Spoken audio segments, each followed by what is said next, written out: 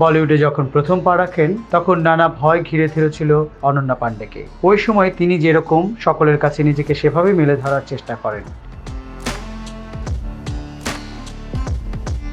সম্প্রতি এক সাক্ষাৎকারে অনন্যা বলেন, অহরহ ইতিবাচক বা নেতিবাচক অনুভূতি হয় না, সব ধরনের আবেগ অনুভব করতে হবে আমাদের। আনন্দের ভারসাম্য বজায় রাখতে দুঃখ অনুভবেরও প্রয়োজন।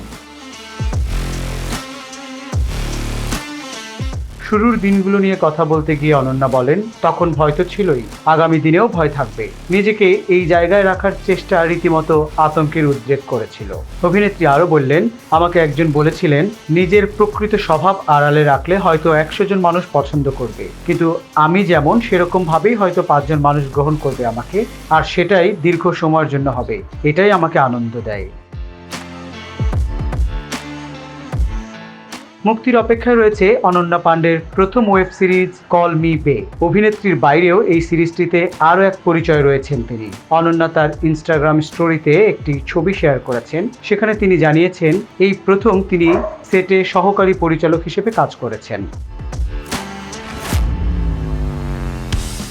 কল মি বেতে অনন্যাকে একজন ফ্যাশন তারকার ভূমিকায় অভিনয় করতে দেখা যাবে। ওটিটি প্ল্যাটফর্মটি সম্প্রতি এই সিরিজের পোস্টারও প্রকাশ্যে এনেছে।